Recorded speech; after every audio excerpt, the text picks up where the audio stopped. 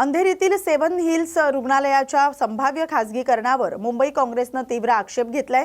मुंबई महानगरपालिकेने हे रुग्णालय ताब्यात घेऊन चालवावं आणि त्याचा एम्स दर्जाच्या संस्थेत विकास करावा अशी मागणी काँग्रेसचे गटनेते अशरफ आझमी यांनी केली आहे। आझमी यांनी आरोप केलाय की हे रुग्णालय खासगी उद्योगपतींकडे देण्याचे षडयंत्र रचलं जाते। सुमारे 5,000 कोटींची सरकारी आणि 7,000 कोटींची बाजार मूल्य असलेल्या या रुग्णालयाचा NCLT प्रक्रियेनंतर खासगी संस्थेकडे हस्तांतरण होऊ शकतोय अशी भीती त्यांनी व्यक्त केली आहे। जर खासगी अधिग्रहणासाठी 476 कोटी रुपये उपलब्ध होऊ शकतात तर महापालिकेने सार्वजनिक आरोग्य सेवेसाठी तेच रुग्णालय का ताब्यात घेऊ नये असा सवालही त्यांनी उपस्थित केलाय। मुंबईत रुग्णालयांची कमतरता असताना सार्वजनिक पैशाचा वापर हा कॉर्पोरेट फायद्यासाठी करू नये अशी मागणी देखील काँग्रेसकडून करण्यात आली।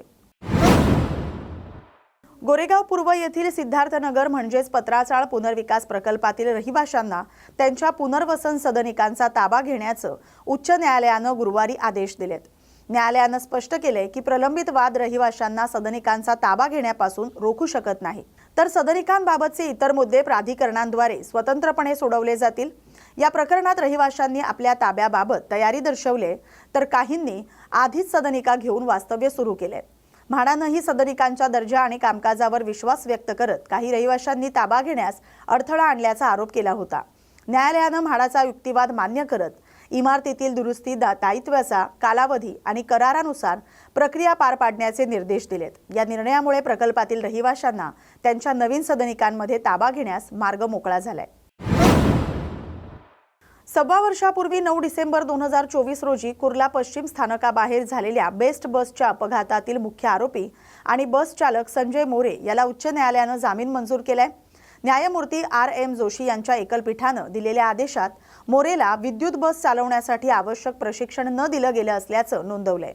न्यायालयाने निरीक्षण केलंय की बेस्ट प्रशासनाने चालकांना किमान 7 दिवसांचं प्रशिक्षण देणं आवश्यक होतं, परंतु उपलब्ध पुराव्यानुसार प्रशिक्षणाचा कालावधी 3 दिवसांपुरता कमी केला गेला आणि प्रत्यक्ष विद्युत बस चालवण्याचं प्रशिक्षण दिलं गेलं नाही।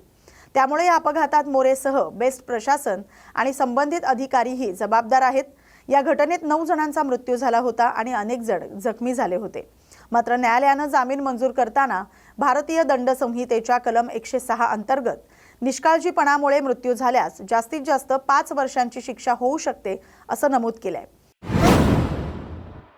महाराष्ट्र विधान परिषदेत बनावट प्रवेशिका वाटल्याच्या प्रकरणी 7 जणांना अटक करण्यात आली।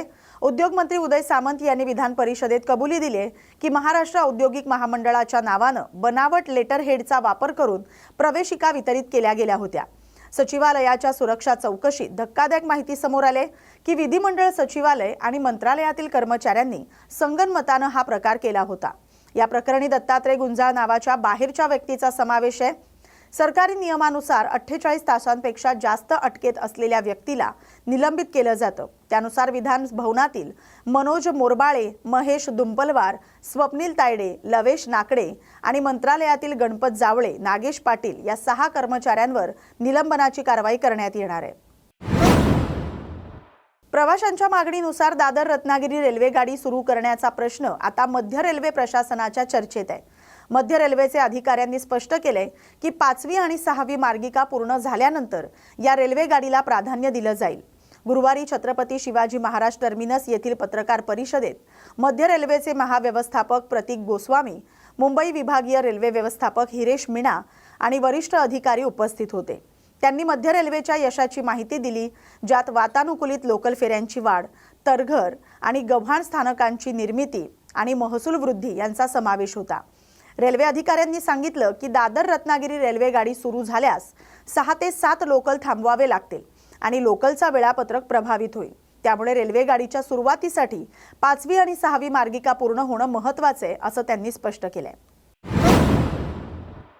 इस्रायल, अमेरिका, इराण युद्धामुळे LPG गॅसचा तुटवडा निर्माण झाल्यामुळे केंद्र सरकारने नागरिकांना PNG वापरण्याचं आवाहन केलंय। या पार्श्वभूमीवर मुंबई महानगरपालिकेने PNG जोडणीसाठी रस्त्यावर चर खणण्यास परवानगी देण्याचे नियम सुलभ केलेत। महानगर गॅस लिमिटेड ही मुंबईतील एकमेव PNG पुरवठादार असल्यामुळे या नियमांमुळे कंपनीला मोठा दिलासा मिळालाय। मुंबई महापालिकेने जाहीर केले की अर्ज 24 तासात मंजूर केले जातील आणि आधी प्रलंबित असलेले अर्जही स्वयंचलितपणे मान्य केले जातील। महानगरपालिका आयुक्तांच्या मंजुरीनंतर रस्ते आणि वाहतूक विभागानं 30 मार्च पासून हे परिपत्रक लागू केलंय। यामुळे पीएनजी पाईपलाईन जोडण्याचं काम लवकर सुरू होणार आहे। हा निर्णय एलपीजी तुटवड्याच्या काळात नागरिकांसाठी सुरक्षित आणि सतत गॅस पुरवठा सुनिश्चित करण्यासाठी महत्त्वाचा ठरतोय।